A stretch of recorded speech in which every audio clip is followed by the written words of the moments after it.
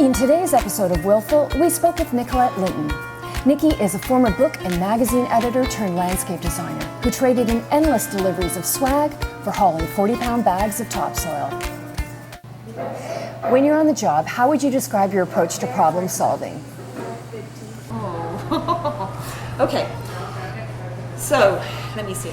Well, the first thing I do is I sit down with the client and we talk, and I can soon see that where the issues are going to be in the initial discussion, like if there's budget or what people want to do. And then we walk outside and we start looking around, and then I can see, okay, there's an issue over here with this, or privacy here with the client, or whatever. And I just write everything down. And then I think. Then I do most of my thinking just walking around doing things, like if I'm walking the dog, or I'm cooking, doing the dinner or something. It's something that I don't really have to think about, or I'm driving to the school to pick my daughter up, or something like that. That's actually when I do a lot of the problem solving.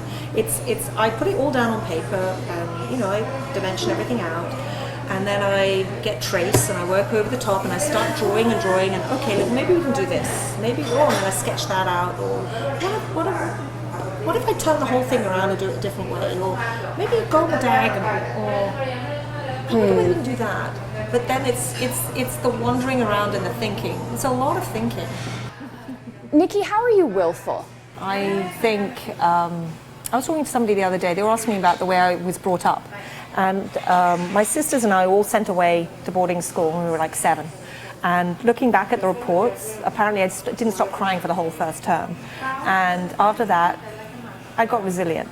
And I think I would never do that to anybody else, but I think being brought up in that way has made all my sisters and I all extremely resilient. So every time there's been a challenge or a difficulty or like a knockdown, like that whole thing about being made redundant, and just thinking, I'm never going to get another job, what am I going to do, how am I going to support? And then something else comes along. I mean, it may not be what you thought was going to be the thing, but you keep on going because you have to. And it's a life skill that I know all of us are trying to teach our kids, because if that's life will always knock you down at some point, and you just got to get up and keep on going. And there are so many opportunities if you can grab them, and and some people really do have way more difficulties than others. I wouldn't say, I haven't compared to a lot of people. I've been extremely lucky, very fortunate, but occasionally there have been very difficult times. And when it comes to resilience in work, like that first year when there was one job and I thought, what have I done? Here am I changing my career, and I've got one client. that's kind of embarrassing, and everybody's saying to you, oh, so how's it going? Oh, it's great. One client, what am I going to do? And then the next year there's 2, and there's 3, and suddenly there's 10, and then there's 20, or whatever, and things eventually get there. But yes, you have to believe in yourself, and you have to pick yourself up and just keep on doing. What's your definition of success?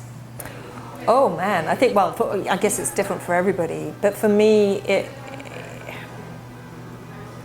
contentment, being able to